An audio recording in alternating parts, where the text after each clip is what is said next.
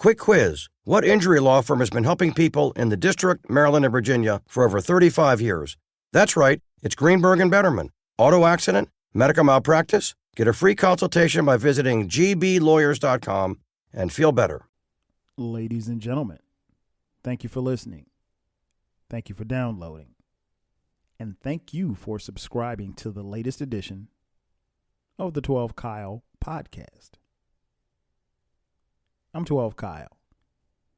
Check this out. On this podcast, what I'm going to do is give you my recap of the year 2020. To say that 2020 was different is a huge understatement, right? I don't think, in fact, I'm pretty sure none of us who, came into 2020 thinking that it was going to be what it was. And I always go back, and when I think about, 2020, I go back to 2019. I have a picture in my phone. The picture was taken December 31st, 2019. And it was, the last evening of that particular calendar year. And in the picture is a picture of me, my wife, Sharice, our sons, Dion, Cameron, Brandon, and our daughter, Skylar.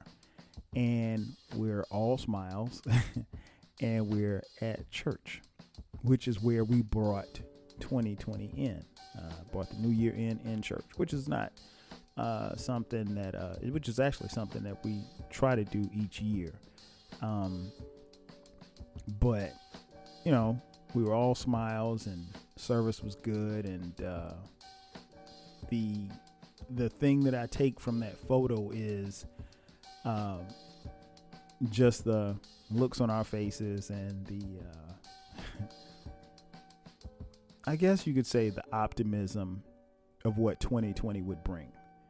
And again, none of us are fortune tellers, so nobody knows what the future holds and nobody knows, what you'll see in the upcoming year. But I do remember, being sitting there in the service, and I remember our pastor of our church, he coined a phrase. He said, "There will be plenty in 2020." I was like, okay, that's cool. But, I go back to that picture and I just, I just, when I see that picture of us, much like everybody else that particular night, we had a certain level of optimism for what 2020 would be. None of us could foresee what 2020 actually was. Obviously, if you're talking about 2020, one of the biggest stories in 2020 was the coronavirus, COVID-19, whatever you want to call it, the Rona. I just remember, I go back and I'm trying to think, like, my first thoughts of hearing what it was. It was probably late in January when I first heard about it. And it was one of those things that, something that was overseas, and, I follow the news, but I wasn't really following coronavirus like that, to be honest. And, they were talking about it was taking people out. But I mean, honestly, it kind of, for me, fell on deaf ears because, I'd seen this kind of stuff come and go. It was the swine flu, the bird flu, other, diseases that have come and gone and, didn't really affect us here. Or at least, not in a major way. So, honestly, I, much like everybody else, it was truly flying up under the radar for me. And then things started to turn probably towards February. Started getting more news about cases, and it was something that was overseas, but now, because of travel, just like anything else, it's going to eventually make its way to the United States, and something that kind of spread. And then I think it was around March where, by the time mid-February, end of March, I mean, it was already here. It was, devastating, like places like New York City.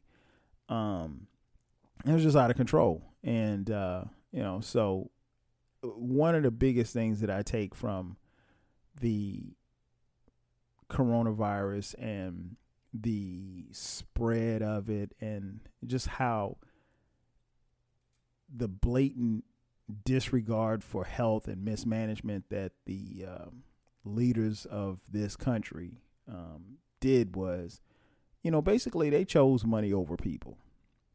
Because at first it was like, okay, let's, it was a major push. Okay, hey, we're gonna, we're gonna wash our hands, we're gonna social distance, and we're gonna wear a mask. And I'll get to mask in just a second. But for some people it became it was a joke. It was from some other idiots, they pushed it off as a hoax.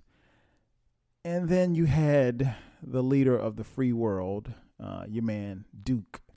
Duke gets all the intel on the virus, and he just bypasses it like it's something. It was a China virus. He had all of these stupid little names for it.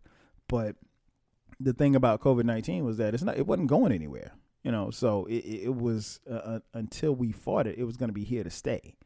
And so, again, initially there was a push to, take care of yourself, take care of, your neighbor, look out for yourself, look out for your neighbor. But then after that, that lasted for about a month.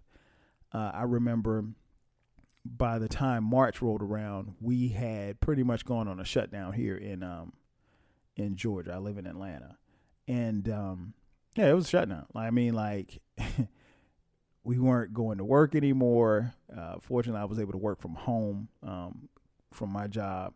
And, it wasn't going to work anymore. Kids were out of school. Everybody was online. And so, it was just something where it was like, no, you can't go here. You can't go there. The only place you pretty much could go was the grocery store. If you went and ordered food and need to order takeout, the whole nine. So we did that.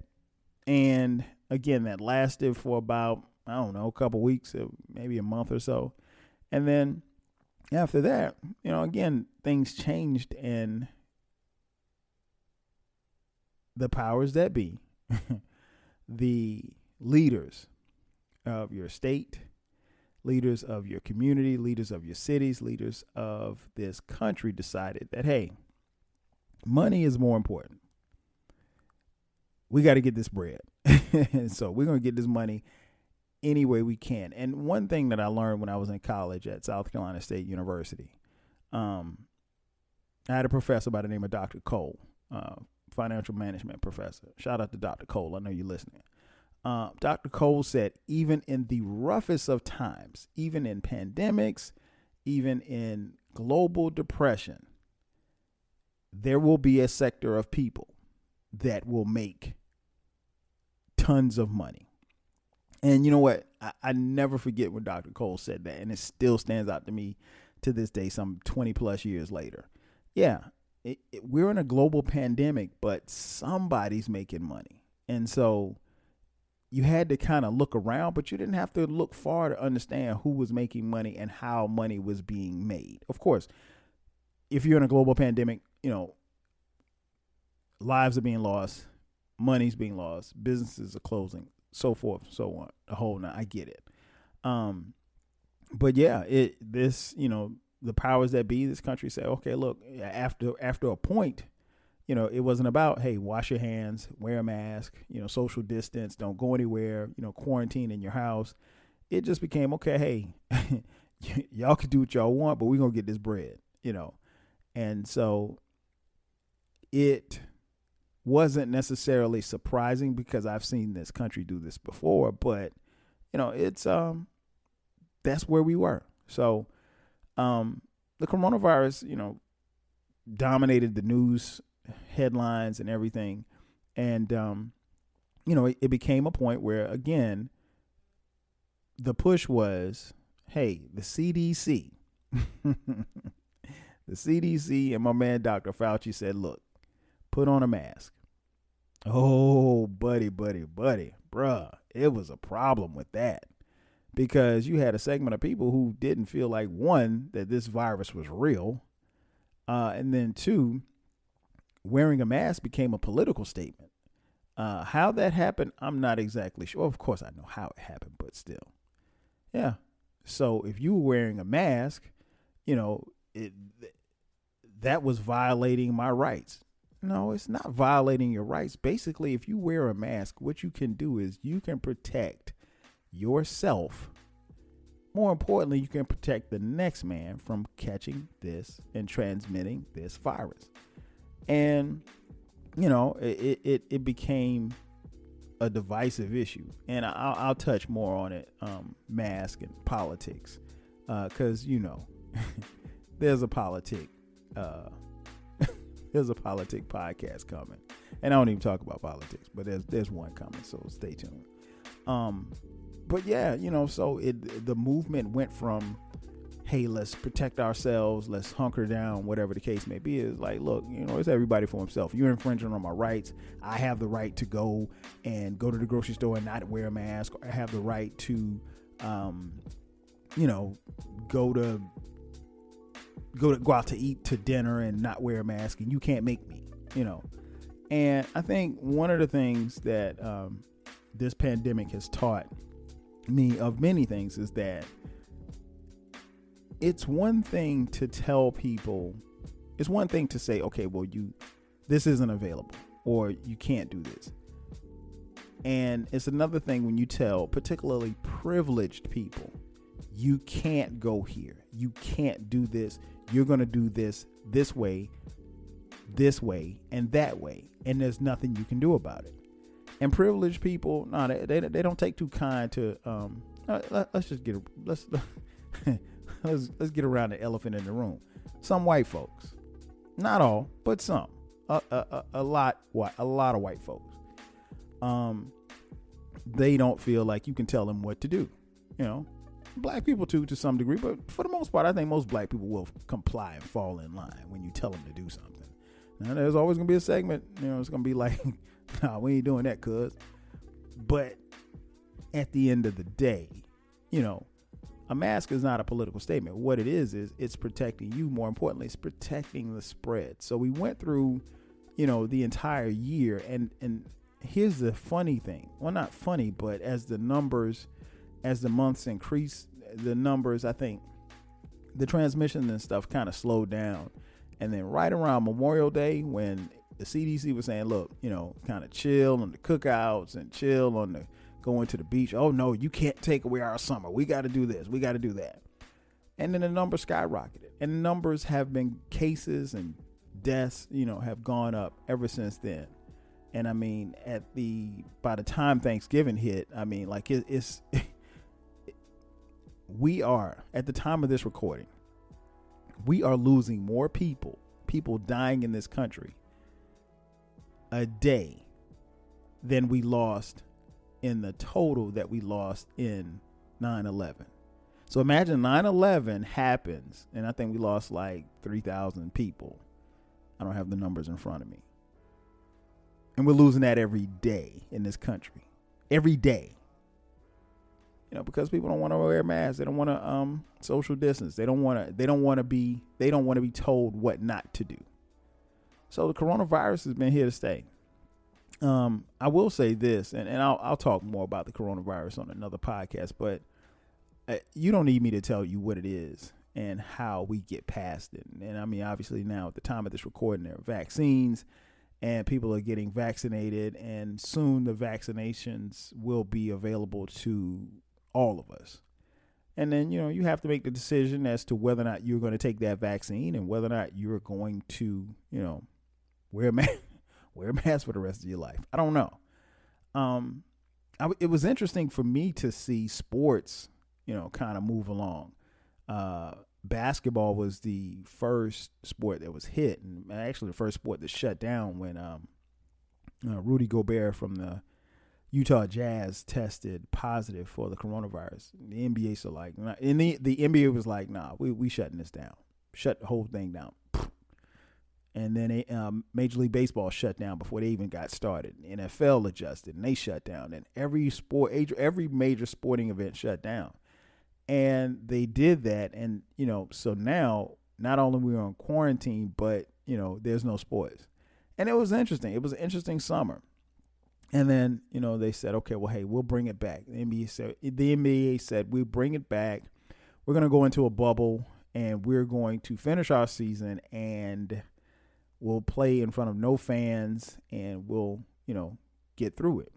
And to their credit, the NBA did. There was not, when they went into the bubble, there was not one positive test in the bubble, and they were able to finish their season and crown the LA Lakers and LeBron James as champions. But other sports who did not go into a bubble were not as successful. The NFL has struggled to the finish line. College football, Major League Baseball did crown a champion, the LA Dodgers, and one of the most 2020 things of 2020 was that a member of the Dodgers tested positive for coronavirus, played in the game, in the final World Series game, got notified that he had tested positive. The Dodgers go on to win the game. Let me go back. Before he got pulled from the game in like the 6th inning, right? Game goes to 9 innings. So they pull him out the game and say, hey, bro, you got to go sit over here and chill out. Your test came back positive. And so he's over there chilling in the locker room by himself. And then so the Dodgers go on and win. And the most 2020 thing happens. They win. And this guy comes out on the field to celebrate with his teammates without a mask on. And subsequently passes the virus to other people as they're celebrating the championship. I mean, 2020 has been hell, man. But sports, they struggle through it, and they will continue to struggle through it because, they're trying to get money. Again, money over people. What else happened in 2020? Obviously, one of the biggest stories that happened in 2020 was the murder of George Floyd in Minneapolis. To say that it was crazy is an understatement. If you didn't catch it, George Floyd was allegedly passing off some fake money in some store or something like that in Minneapolis. And they called the cops. Cops, got rough with him, took him down, and officers held him down while one officer had his knee on his neck and basically murdered him right there on the streets of Minneapolis, all while being filmed for the entire world to see. It was, I'll be honest, I have not and will not watch that video. I just couldn't. In fact, I don't watch any cop killing videos where cops kill citizens, black Americans. I don't watch those videos because they're triggering to me as someone who has had run-ins with the police. That ain't something that I do. But George Floyd in particular, for a lot of people, was the final straw. It was the line in the sand, if you will. It was, for some, it was the proof that, hey, this exists. Police brutality, hate crimes, whatever you want to call it. That's what it was. And I mean, again, it was for the entire world to see because it went viral and it made the news and there were protests. And I don't want to tell you that they were just protests in Minneapolis. there were protests everywhere. When I say everywhere, I mean everywhere. And the Black Lives Matter movement was pushed to the forefront. And, you know, it was, this year was, I continue to say that this year was heavy, but this burden that we share as Black people, with the fear of being killed and murdered by those who are hired, those who are here to serve and protect us, is simply unacceptable. And that's a fear that most people don't have. You know, as a Black person, as a Black man, that's something that I fear. I fear for my children. I fear for myself when those blue lights come on. I've been, you know, in front of those blue lights and, you know, routine traffic stop. I remember one time a cop stopped me and said, "Hey, you got your hat on backwards." Huh? But that's another story for another day. But nonetheless, yeah, George Floyd's murder set off this country. From that moment this spring through the summer was a powder keg, and it was like one after the other. Had a young man in Georgia, rural Georgia, who was jogging through a neighborhood and was hunted down by, you know, these three white guys, shot and killed him. They went to jail, obviously, but still, you know, he was just running through a neighborhood. And again, caught on tape. We had an incident here in Atlanta. This guy at a Wendy's, he got pulled over. Actually, he went to Wendy's, fell asleep, and it was crazy because he fell asleep at Wendy's, and the people he fell asleep in the line, in the car, in the drive-through line. The people at Wendy's could have and should have, hey, knocked on the window, "Hey man, wake up," whatever the case may be. They call the cops. Cops running through a whole bunch of field sobriety tests. They say, "Okay, hey, we're going to take you in." And he panics. He gets into a fight with both of the cops, whooping their ass. He takes off running. They shoot him in the back in the Wendy's parking lot in front of everybody. Shoot him in the back as he's running away. Killed him. Atlanta exploded. I mean, it's wild because this is where I live, and to see that happen, see buildings and stuff on fire where people have just had enough. And for the better part of a month, there was a protest and a nightly standoff between the people and the police for about a month. It was crazy because I could turn on the news and I could see places where I normally hang out at or kick it at, and they were going head to head with the police. And not only were they going toe to toe with the police, but they even brought in armored trucks and riot gear and the whole night. This was a nightly thing. It's crazy because there were peaceful protests most of the day, and then as nightfall came, it was like a war zone. Breonna Taylor in Louisville, you know, cop serving a warrant, kicks in the door, shoots up the apartment, wrong apartment, kills innocent Breonna Taylor. I mean, honestly, with the number of people who were killed, number of black people, let me be more specific. The number of black people who were killed by the police this year, it's nauseating. I honestly, I can't even run off half the names because it was like it was happening every other week.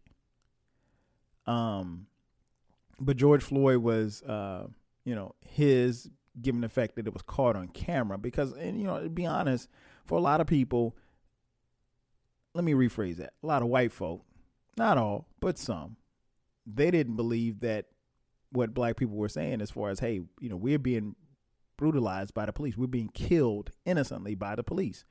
And, oh no, it could have been something. It must have been something. I remember a couple of years ago here in Atlanta, there was a guy I think this guy was like strung out on drugs or something. He was running through this apartment complex and he was naked, butt ass naked. Didn't have any clothes on. Somebody called the cops, and the cops said that he made an aggressive move at him, so they shot him. I mean, he's naked.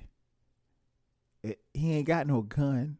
I mean, and so these things happen, and they happen way too much. And here's the thing that we want to stress: we don't want to be killed by the cops. Period. Point blank. We don't want to be killed by the cops. The cops are here to serve and protect. We want the same benefit of the doubt. We want the same whatever you want to give for the next man, for the white man, for whomever. We don't want to be killed by the cops. Period. Point blank. But George Floyd's murder, set off a powder keg in this country. There were protests damn near everywhere. And then I mean from major cities to small town America. Protests. And the phrase of the summer was Black Lives Matter. And I took that with a grain of salt because I do know that Black Lives Matter. It's not all lives matter. It's not blue lives matter. It's not your cousin them lives matter. It's Black Lives Matter. Because we do. And the Black Lives Matter movement isn't a terrorist organization. It is people who are standing up for their rights. We don't want no smoke. Honestly. Black people in this country. Let me say this very clearly. Black people in this country want equality. That's it. We don't want your jobs. We don't want your house. We don't want your car. We want the same opportunity to get everything in life as the next person, as the white person, as whomever. That's all. If we wanted revenge, if we weren't the type of people that we are, if we wanted revenge, it'd be hell to pay. I had an old head tell me one long time ago when I was coming up, if black folks treated white folks like white folks treated black folks, we wouldn't be here. Nobody. And that's through history. I mean, you don't need me to give you a history lesson on how we have been treated and, done in this country. But that's what we want. We want equality. That's it. I want to be able to walk down the street, and if I have an encounter with the police, I don't want to end up dead. Because trust me, my white friends don't end up dead. They don't. We want to be able to go to the park and walk our dogs and not have white women call the cops on us.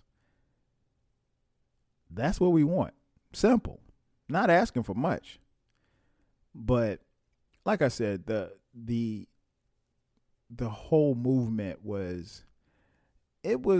took it with a grain of salt because after George Floyd, there was this huge, and Breonna Taylor, there was this huge swell of emotion in this country. Well, we know Black Lives Matter. You had all of these Fortune 500 corporations getting, their money and everything and advertising dollars, and they were showing up on the websites, hey, Black Lives Matter, Black Lives Matter. And it became like the thing. And I'm like, okay, that's cool that you put it on your website.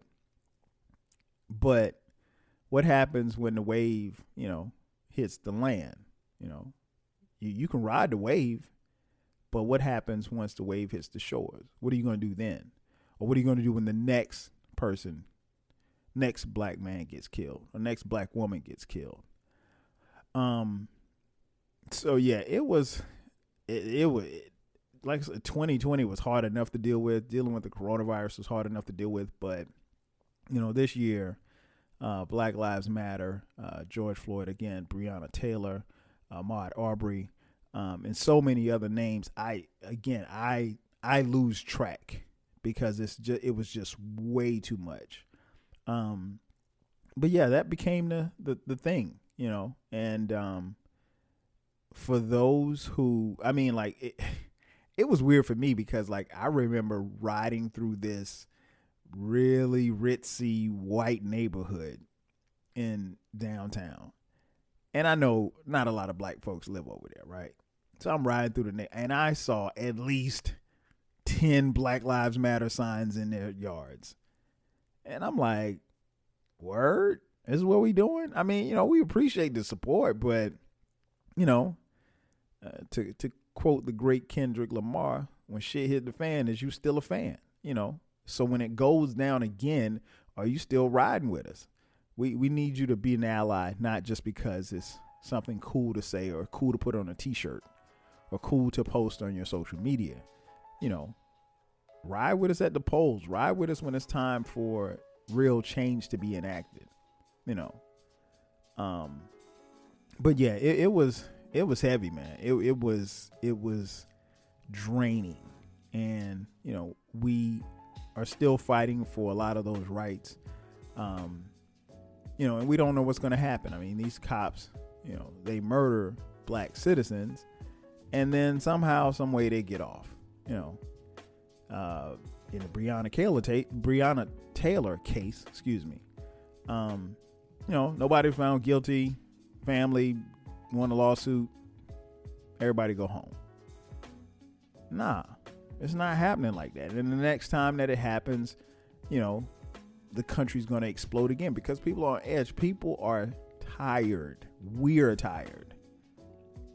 One of the biggest things that help the civil rights movement get pushed to the forefront is that you had so many, obviously you had black people, in the streets fighting every day, but check your history. Part of the reason why the civil rights movement moved as quickly as it did, as far as getting legislation passed, was, man, you had white folks that were just tired of turning on the TV seeing black people getting dogs put on them and, sprayed down with fire hoses. And they got tired of it. And I want to feel like what we experienced this summer with Black Lives Matter, that moment has happened again. Time will tell. Time will definitely tell. But, like I said, that as far as that was concerned, man, I could go on and on. It was so heavy. What else happened in 2020? Oh, Decision 2020. I won't get too deep into the election because, as I said, there will be a podcast. This election was, oh my gosh, it was draining. Just like 2020. I mean, like it was draining beyond belief. Personally, I did not see, I didn't even see Kamala Harris, running for president, let alone becoming Joe Biden's running mate. Not because she wasn't qualified, because she's more than qualified, but, I just didn't see that happening. I figured that it would be down to Joe Biden and Bernie Sanders. And then, of course, your man Duke. I mean, this guy's having pep rallies, people with no masks, these super spreader events, and people are getting the coronavirus and dying just by going to his his events. So it was, yeah, I mean, like, you're the leader of the free world and you're out here without a mask on and you're shaming people for wearing masks. And then you have this meeting at the White House, and what was it, like 30 people caught the coronavirus, including the president of the United States. Now, it can't be more 2020 than that. The guy who actually said the coronavirus was a joke or suggested that it was a hoax actually caught the Rona. Now, he got rid of it pretty quick, but he got it. For those of you who, and there's some people that don't think that he didn't get it. I was skeptical at first, but he couldn't have gotten it and not. I don't think he would have wasted away 2 weeks of campaigning and all of the stuff he was doing if he had not been truly sick. And then, I mean, subsequently, everybody in the White House got it. So, but yeah, man, I mean, ultimately, Joe Biden, not Joe Budden, Joe Biden wins the presidency. I mean, in a landslide. And again, I'll talk about it more. There'll be a podcast in a couple of weeks, right before Biden and Harris go into office. But yeah, it was comical, man. It was comical. I mean, like the recounting of the votes, and I remember seeing a tweet saying like, "Why are we doing a recount so he can re-lose?" I mean, it was just crazy, man. I mean, like, other countries had to be like laughing at us because Duke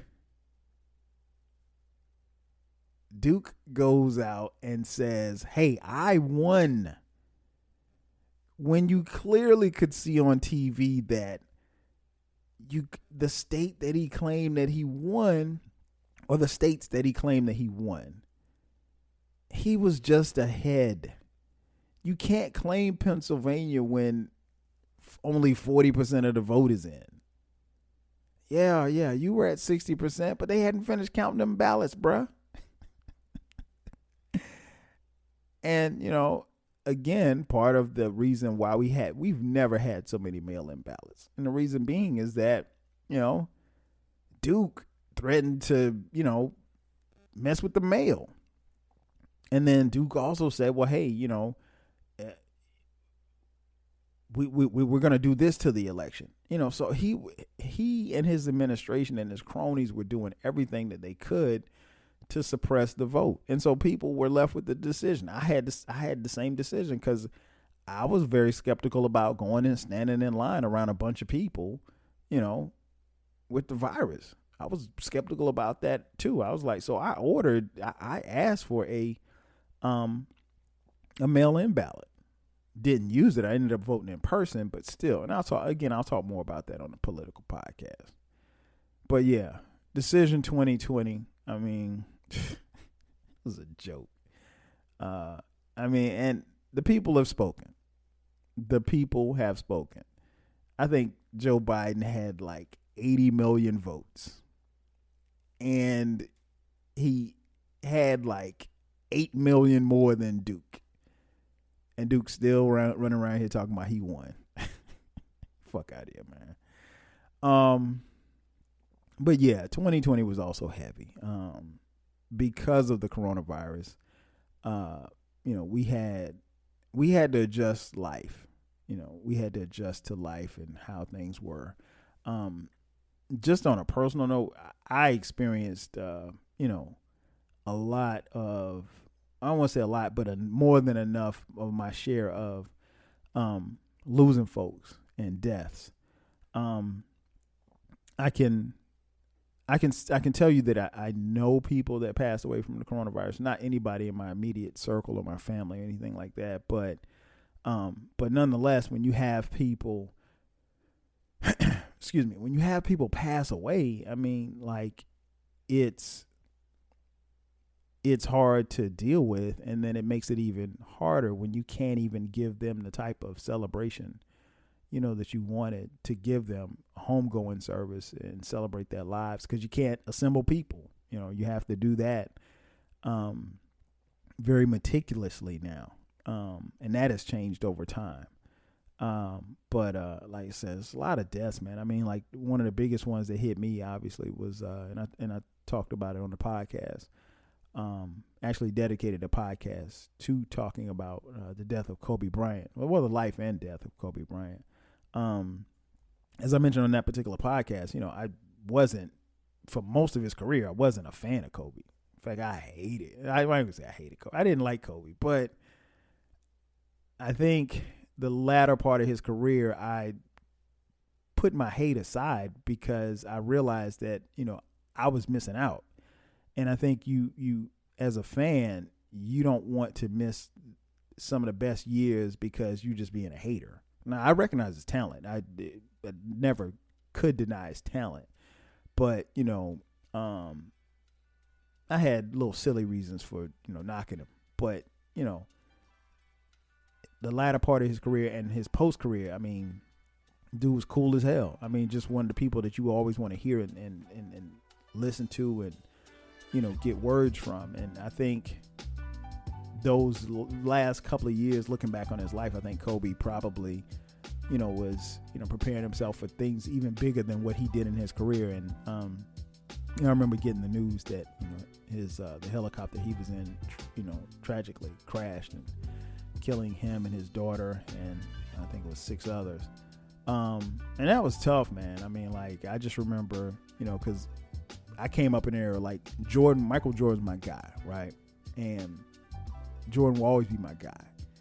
And what was interesting for me was that, my now 21-year-old son, Dion, Kobe's his guy. Kobe's his Jordan.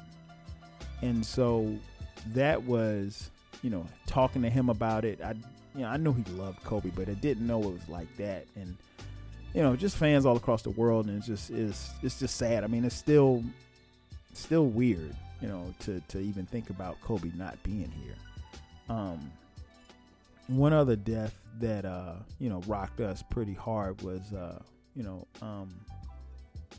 our friend Kim Hayward. Kim battled cancer for,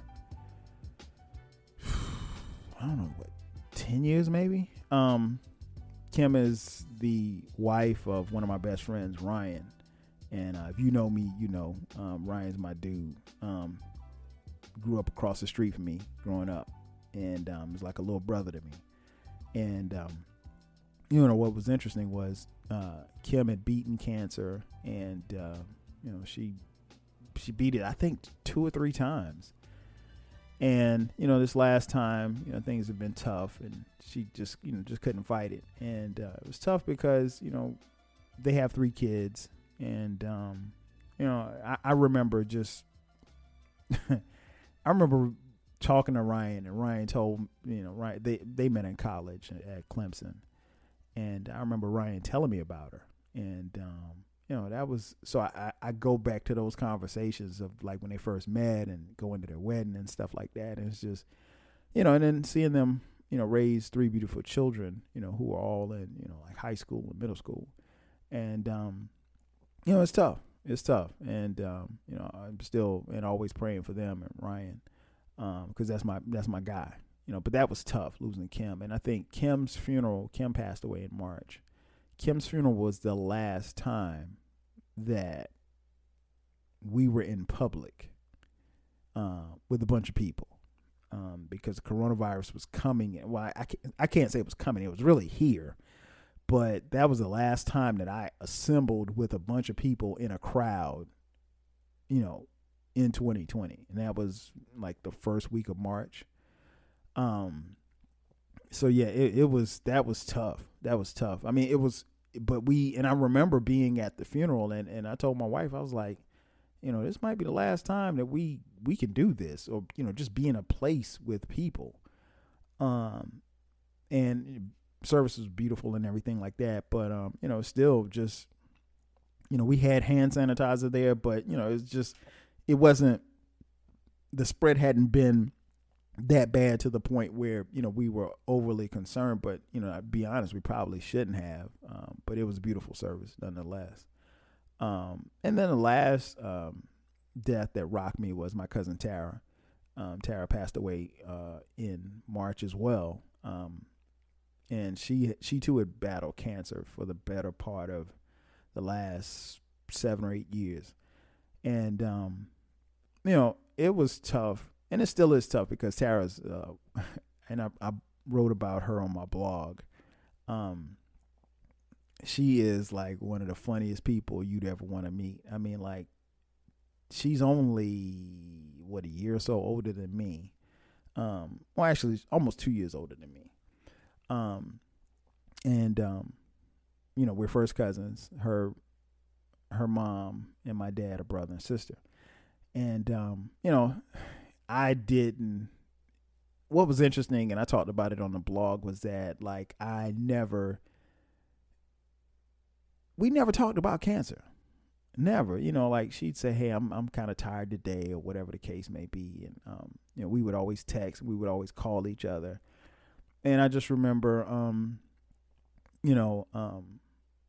early, I'd probably say like January, the phone call. I remember she called me on my birthday, which was December 9th of last year, and she left me a voicemail, and I did not know that I still had the voicemail. I still have it, and I listen to it from time to time, and but January rolls around, and I called her a couple of times. I couldn't, she didn't answer, and it's just weird because normally she'll answer, and she texted me and she was like, "Hey, I can't talk. I'm kind of tired. I'll call you back."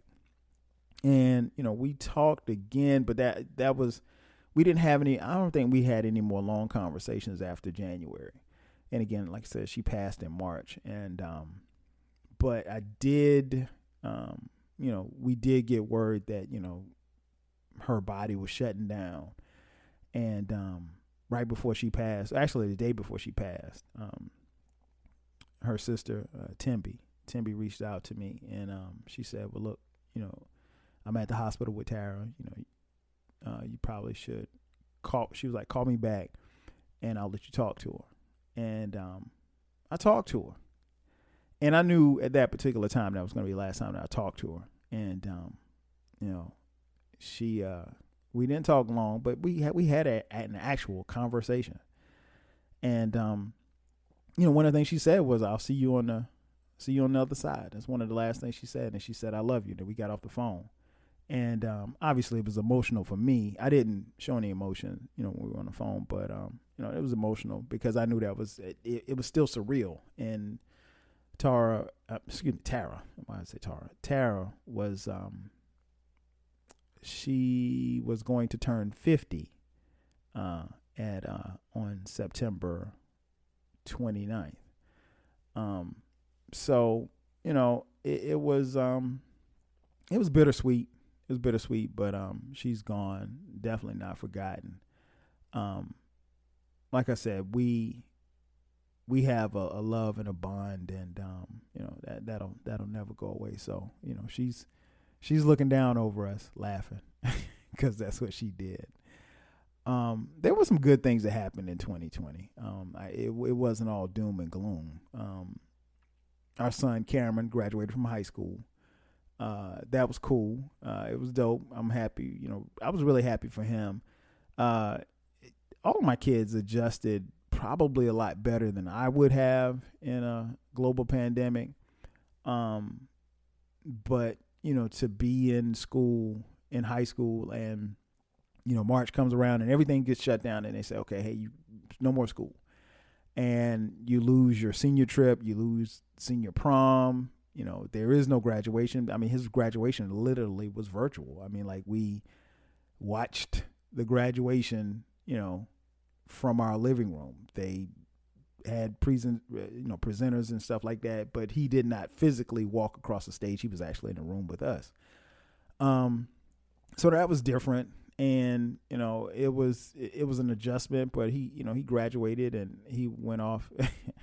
I can't say he went off to college, because he actually went off to college, but he stayed here. He did his first semester online, and he'll actually be on campus in the spring. But I'm proud of him, and proud of all of our kids for how they adjusted, because it was a lot. But we did manage to throw him a couple of graduation parties. We had one party outside, and actually both parties were outside. I take that back. He had a graduation party and a birthday party. But we were able to do that in social distance, and be safe and everything like that. So that was cool. Right around the time that he graduated, a company reached out to me about employment, and I was like, "Word." because I was, I was at my company. I can't say it was okay. My company was okay, but I was like anybody else. I'm like, look, y'all got to cut the check, man, for what I'm doing here and my value that I feel like I bring. Got to cut the check, a bigger check. And I think the company that I was with, the final straw was we had a meeting in February, and they talked about all of the money that the company brought in, and you start figuring out, okay, how much money you contributed to that, and they were like, okay, hey, this is what your bonus is going to be. And I'm like, when I saw the bonus, I was like, word, for real, this is what we doing? I was like, nah, man. I was like, I'm not doing this. And so, I did a couple of phone interviews with a couple of people, a couple of companies, after that, but nothing serious. But this company actually reached out to me, and out of the blue, I didn't post anything. I never sent at that particular time. I hadn't sent one resume out. And long story short, so they reached out to me, and it was like, okay, we'd like to bring you in for an interview, everything, whatever. She was like, the lady was like, real cool. And she was like, you'll interview with this person, that person. So within a span of like, it was 5 days, I did 4 interviews. So at that point, it was just like really about them offering me, the job. And, money should never be an issue, but it was going to be an issue for me because I told them up front, like, look, I don't want to waste your time, but, and I'm not going to negotiate back and forth. I'll tell you what I want, and then we'll go from there. And when I told them what I wanted, it was like, all right, cool. In fact, to be honest, I think I probably, looking back on it, I probably should ask for more, but I thought it was going to be a back and forth, and, they were all in. They saw the value and they saw the vision. So I was like, okay, cool. And so, I switched jobs. And so it's funny because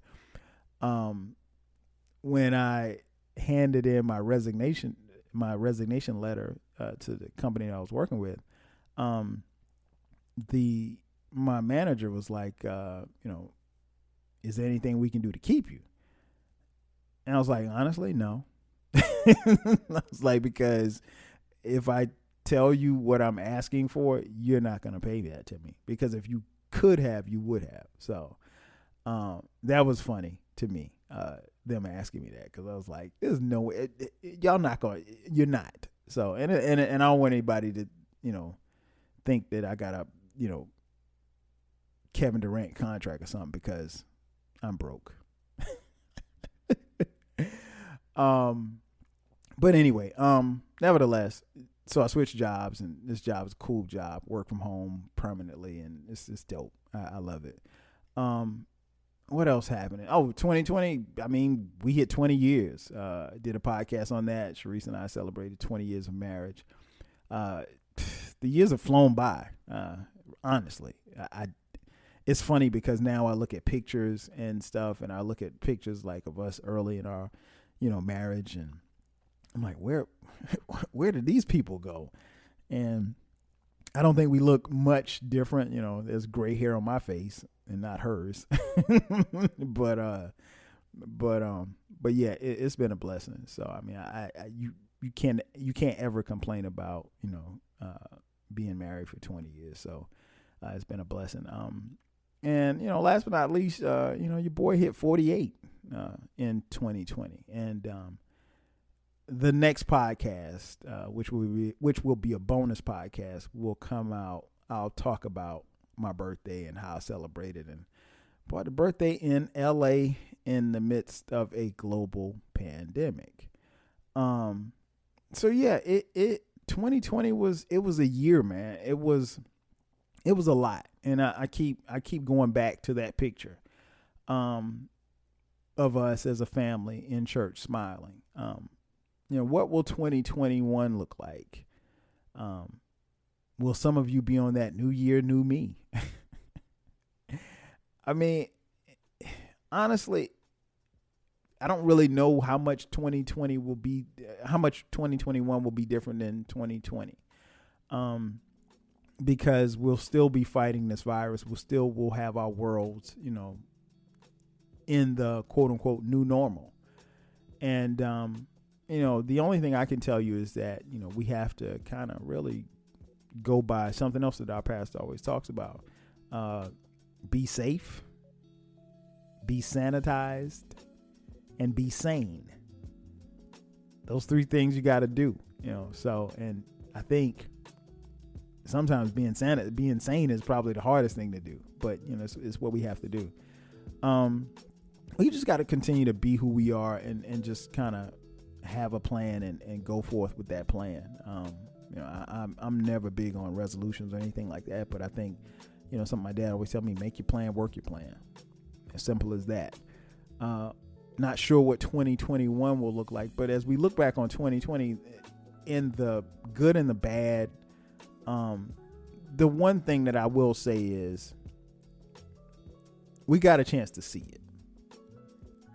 So no matter how bad it was, and we got a chance to see it. And we had to adjust. I mean, I remember one of my homeboys, shout out my boy Bobby, he got married this year. We had to watch his wedding online because we couldn't be there.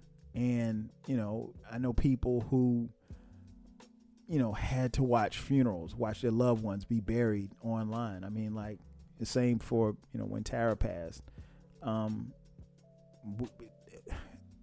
At the time that she passed, New Jersey was crazy. So you could only have 3 people at the funeral. And 5 people. And of the 5 people, 2 of the people had to be the people at the burial site. So, you can only have 3. So how do you decide which 3 family members get to go? It was a lot, so it was a major adjustment. And I will say this much.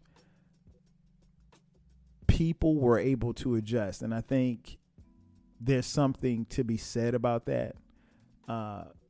We've been able to adjust in the new normal. And again, 2020 was heavy, but ultimately we got a chance to see it. So whether or not it was good or bad for you or just, whatever, ultimately